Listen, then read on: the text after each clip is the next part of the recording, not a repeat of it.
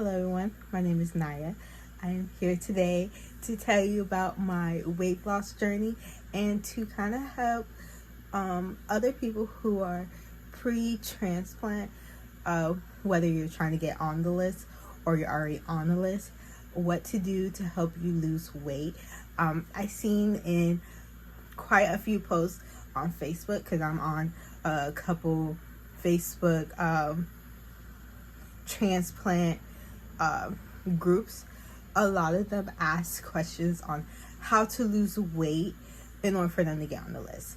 And I know that was like one of my things I had to do, and during the process it was kind of more mentally hard and somewhat physically hard, and my team were pretty impressed with my dedication and how quickly I was losing weight.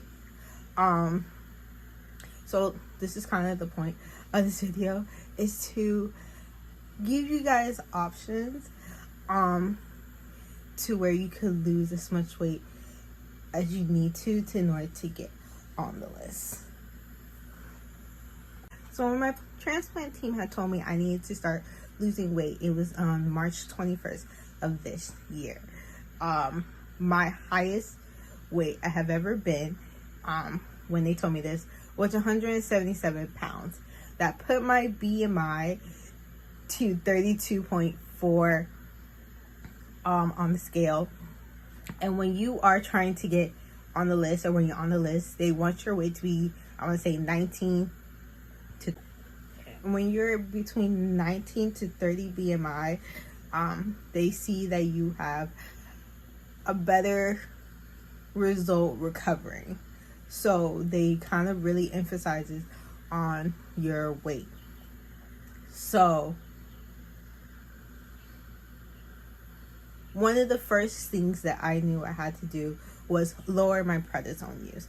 Now, not everyone can do this, but this is honestly the little first step to lose the weight that you need to lose. I was on 20 milligrams daily. I requested that I go down to 5 milligrams daily. My rheumatologist tried to do, or offered to do, 5 milligrams every other day, but I knew my lungs wouldn't have been able to handle that. So I kind of let it a month pass from March to April to slowly taper down to 20 to 5. Once I got to the 5 milligrams, I started to see a physical therapist, and I felt like seeing the physical therapist would have been beneficial than to me to go to pulmonary rehab. I tried to do pulmonary rehab. It was difficult for me to get there, so I thought if I had someone come to me, I could still put the dedication, still put in the work. Well, I felt like that was kind of useless. The physical therapist didn't really help a lot. I don't think I really lost much weight during that time. I did learn some exercises with resistant bands, and I used this little pedal bike thing, and I felt like that would really help.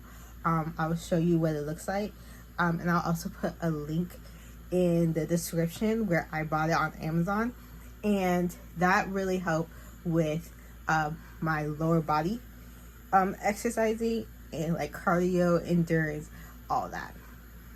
Just like stop seeing the physical therapist.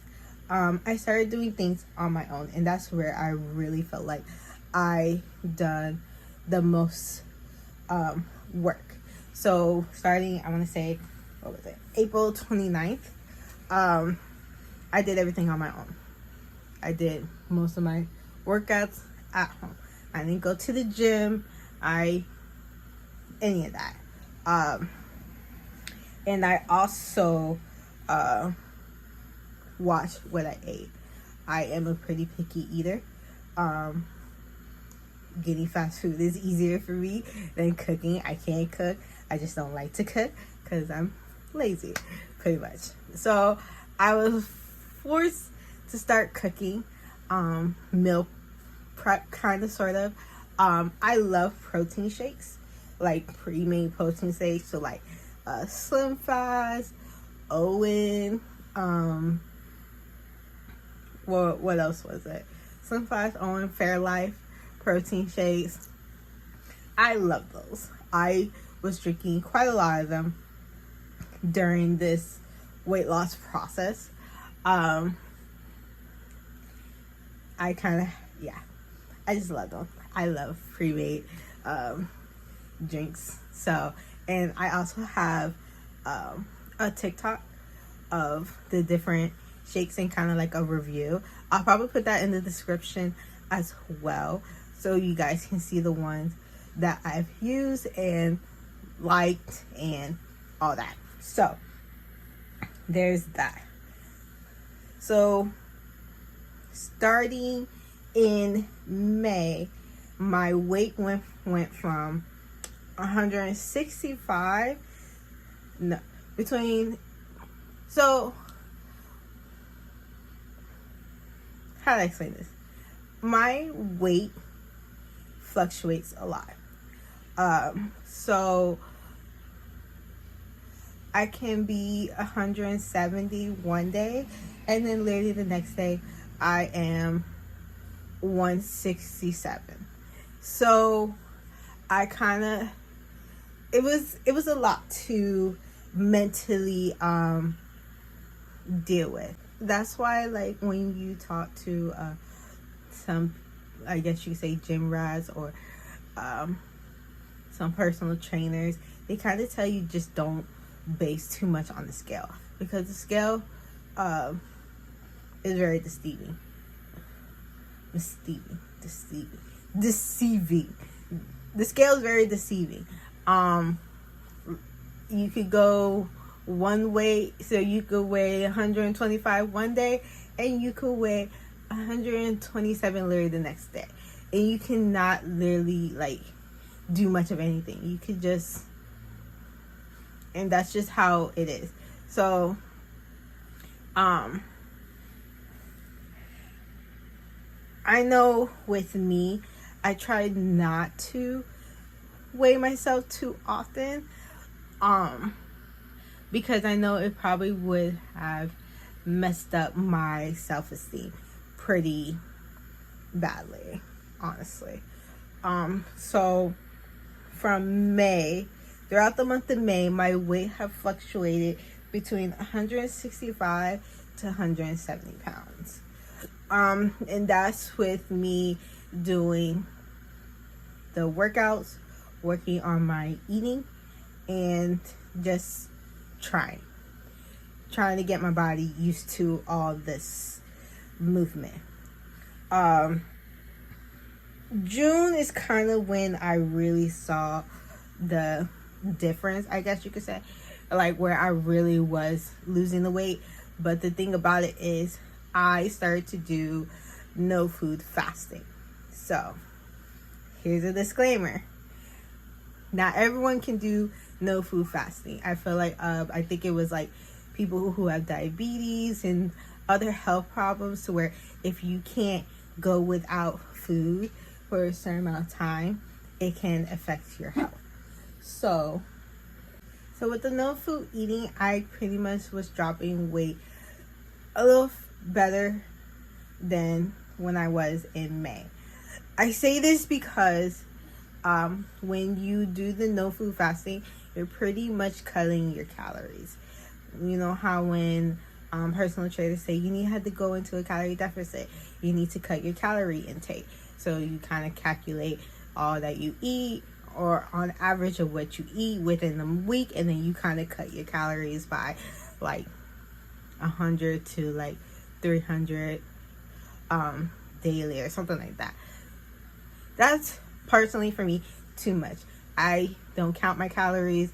I eat at home. I don't do the scale. So the best thing for me when I did the amount of research that I did was to do no food fasting. So that cut my calories, but you know, it kind of, for me, I felt like kind of reset my system.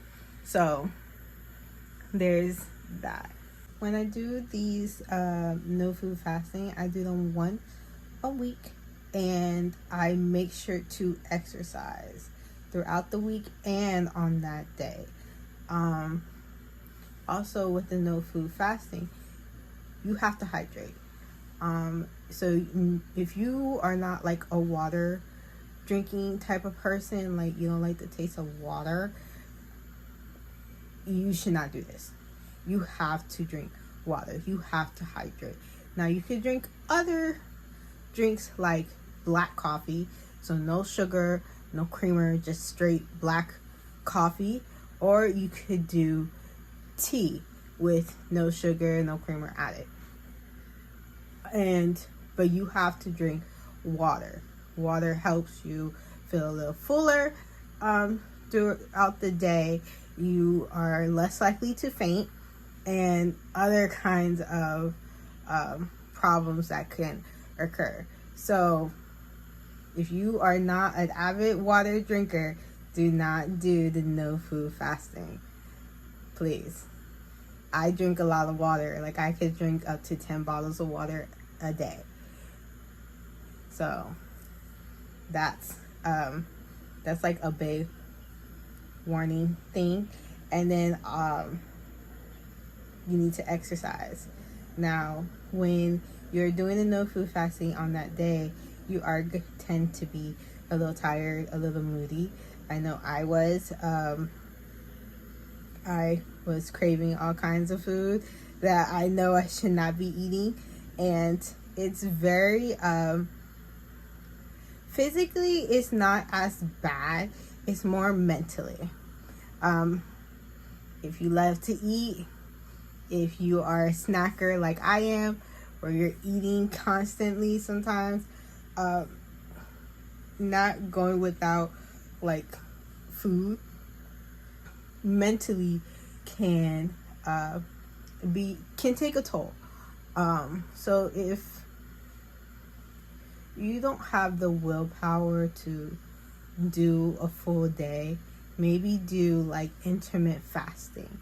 So with the intermittent fasting, you could do what was it called? I forgot the exact one, but it's pretty much you go like kind of like a long period without eating. Then you have a short time slot, like I want to say like 8 hours, to eat a pretty balanced meal. Try not to overeat or just eat junk food when you're intermittent fasting. If you can do no food fasting, I also did that. Mostly for most of the week, I did intermittent fasting, and then I did the one day, which is like Sunday, of no food fasting.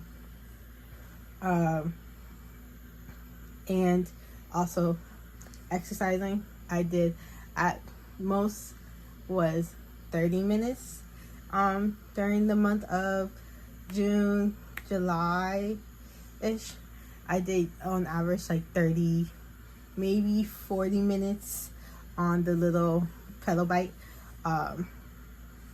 So yeah. So from July to now, which is October, I have been fluctuating between 157 pounds to 161 pounds. Mostly 158 and 160, honestly. But on my worst days, it's like 161. And on my really, really good days, it's 157. That's okay. That pretty much means I am at a plateau, which is normal, which is common. So I have to change something up in my routine. So either I have to go back to the no food fasting again and try to do like a weekend, or like instead of 24 hours, I do like 48 hours, or I do more exercise. Right now I'm doing more exercise, so on the pedal I am doing between 45 minutes to 50 minutes. Most days I do take rest days, like between like 1 to 3 rest days a week, depending.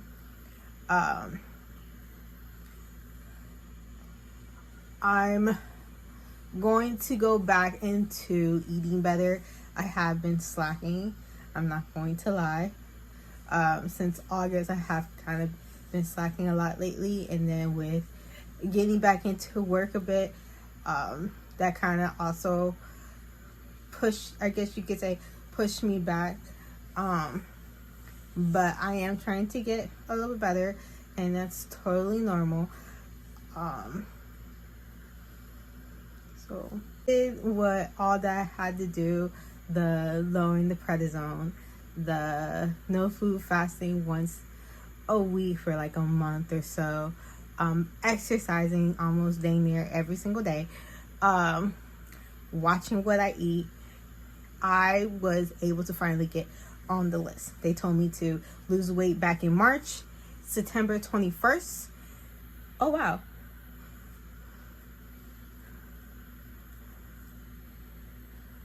So about 6 months.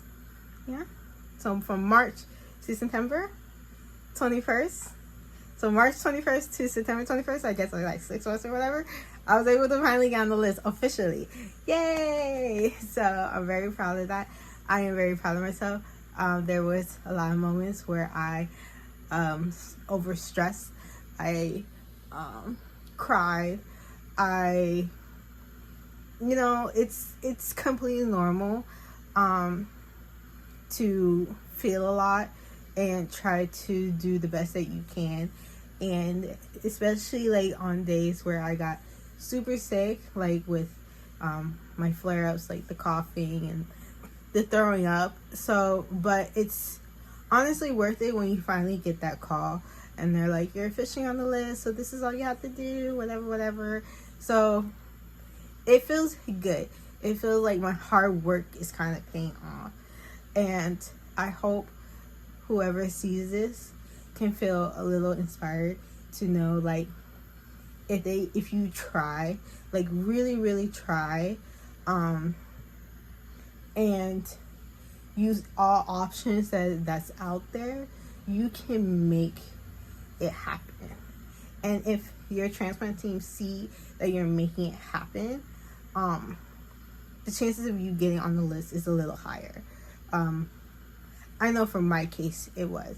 I don't know about every other transplant team out there in the US or in the world like that, but I know with mine in Gainesville, they saw that I was losing weight. They saw that every time I came in to see them physically or through telehealth, and they asked my weight and I tell them, and I was at either at a stable weight or it was going down, that they're like, okay, she is doing what we told her to do.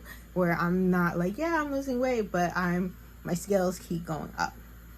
So that's what you gotta do.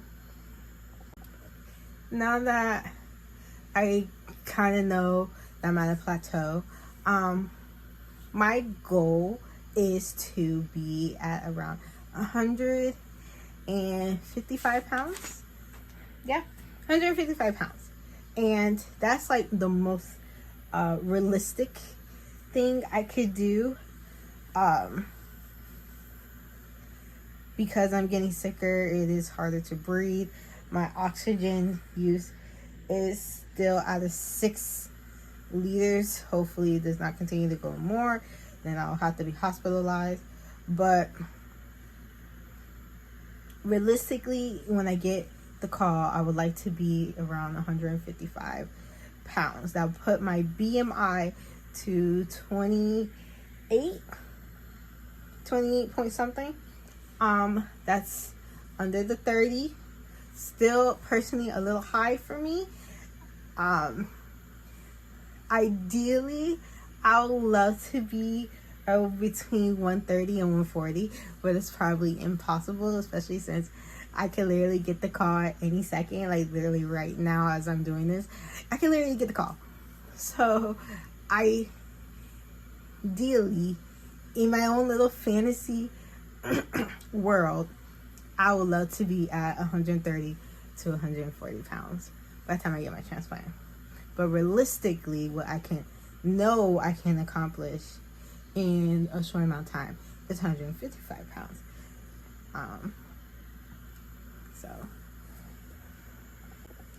So that is all from this video. I hope I didn't ramble too badly to where you guys didn't understand. To kind of like summarize everything, if you're watching this to try to figure out how to lose weight so you can get on the list, talk with your doctors first and foremost. Talk with your doctors. See if you are taking prednisone, see if you can lower your prednisone dose to 5 milligrams. When you're on 5 milligrams, the side effects of water retention, cravings, all that is not as bad when you're in 10 milligrams and up, if you can. If not, you will definitely have to talk with your doctors to figure out what can you do or take that can help you lose the weight that you need to lose. Pretty much the third step is to figure out your exercise routine. When they tell you need to exercise, you need to do your lower body, because that's what you're mostly going to be using once you are in the ICU. You're going to have to use mainly your lower body, not your upper body. So you have to figure out an exercise routine that will target your lower body strength, a little bit of your core strength, and overall cardio and endurance. Upper body's nice too, but you're not going to really use that when you are in the ICU and all that. This is the fourth thing. Watch what you eat. If you can, try to do a high protein diet that can help you retain energy from the exercises, with recovery and stuff like that. Lastly, just do your research. I am a daughter from a personal trainer, so I get my knowledge from my dad. I used to be a dancer. I used to do color guard, so I used to be physically fit. I knew at least the basics of exercising, food, all that, and I just used my knowledge, a little bit of research, a little bit of TikTok, but mostly research of different diets, like best ways to exercise, all that, and I kind of adjust to it with my condition. So research and adjust. You have to kind of like utilize them, and also take the knowledge you can from your doctors if they give you some pretty good knowledge. My doctors, they not so really. I kind of just had to figure things out on my own, which is completely fine. But some people don't have that luxury. Some people just do not know where to go. So I hope my video would give you at least the basics of what to probably look at, like the no food fasting, the exercising, the prednisone usage that you definitely should go with your doctors about as well, and just overall health and well-being as a pre-transplant recipient person. So I hope you guys enjoy this. I hope it gave y'all enough knowledge, or a good start. Make sure you like, comment, subscribe. I will make sure to list some of my links and stuff into the description, so you guys can have direct links to get certain things. Make sure you like, comment, subscribe. I would probably maybe in the future do an FNQ. I don't know. No, I probably won't. I don't know. we'll see.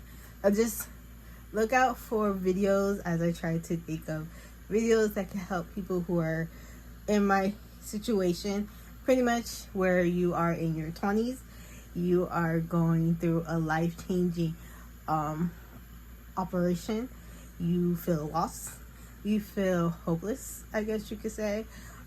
It's a big decision to make. It will most definitely change your life. It's a lot to consider. You are changing one disease to another. And I just really hope this helps you. So thank you, and I will see you guys next time.